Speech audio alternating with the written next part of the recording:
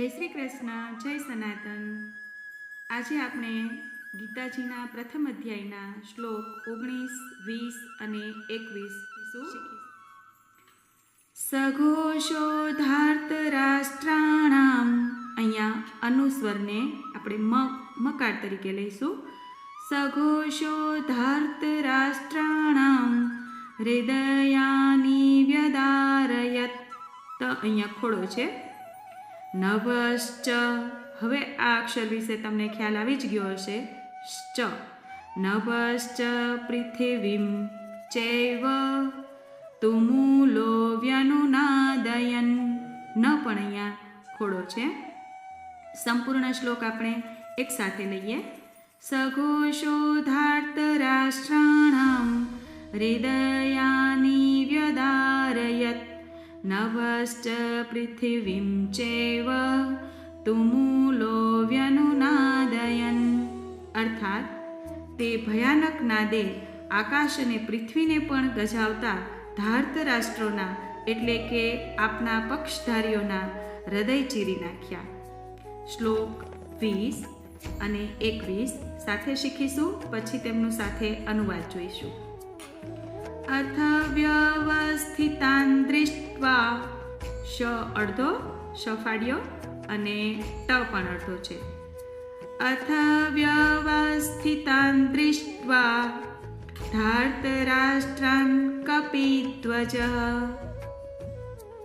અથ વ્યવસ્થિતાન દૃષ્ટ્વા ધાર્તરાષ્ટ્રાન કપિધ્વજ પ્રવૃત્તે શસ્ત્ર સંપાતે। વ્રી બોલવાનું છે। પ્રવૃત્તે શસ્ત્ર સંપાતે ધનુરુદ્યમ્ય પાંડવ। સંપૂર્ણ શ્લોક। અથ વ્યવસ્થિતાન દૃષ્ટ્વા ધાર્તરાષ્ટ્રાન કપિધ્વજ પ્રવૃત્તે શસ્ત્ર સંપાતે ધનુરુદ્યમ્ય પાંડવ। શ્લોક 21। ઋષિકેશન, અહીંયા અનુસ્વરનું ઉચ્ચારણ ન છે। ઋષિકેશન તદા વાક્યમ, આ વાક્યમિદમાહ, એમને આપણે સંધિ છૂટી પાડીને પહેલું ચરણ અને બીજું ચરણ એમને પણ છૂટા પાડવાના છે। વાક્યમ, ય ઉપર મકાર જશે, વાક્યમ મ ય ઉપર જશે અને ઈ મ ઈ એટલે કે મી। વાક્યમ ઇદમાહ, આપ અહીંયા જોઈ શકો છો। ઇદમાહ, વાક્યમ વત્તા ઇદમાહ એટલે કે શ્લોકનું પહેલું ચરણ અને બીજું ચરણ છૂટું પડશે। ઋષિકેશં તદા વાક્યમ ઇદમાહ મહીપતે અર્જુન ઉવાચ સેનયોરુભયોર્મધ્યે રથમ સ્થાપયમેચ્યુત। અહંગનું અહીંયા ઉચ્ચારણ છે, આ ડ નથી પણ અહંગ એટલું એવું ઉચ્ચારણ છે અક્ષરનું। મેચ્યુત, મેચ્યુત ને મેચ્યુત। પૂર્ણ શ્લોક।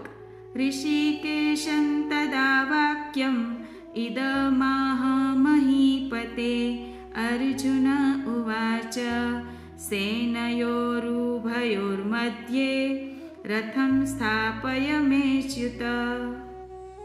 અર્થાત હે રાજન, તે પછી કપિધ્વજ અર્જુને યુદ્ધ માટે સજ્જ થયેલા ધૃતરાષ્ટ્ર સંબંધીઓને જોઈને શસ્ત્ર પ્રહારની તૈયારી વેળાએ ધનુષ ઉપાડીને ઋષિકેશ શ્રી કૃષ્ણ મહારાજને આ વચન કહ્યું, હે અચ્યુત, મારા રથને બંને સેનાઓની વચ્ચે ત્યાં સુધી ઊભો રાખો। જય શ્રી કૃષ્ણ, જય સનાતન। આવતા વિડીયોમાં આપણે જોઈશું પ્રથમ અધ્યાયના 22, 23 અને 24 શ્લોક।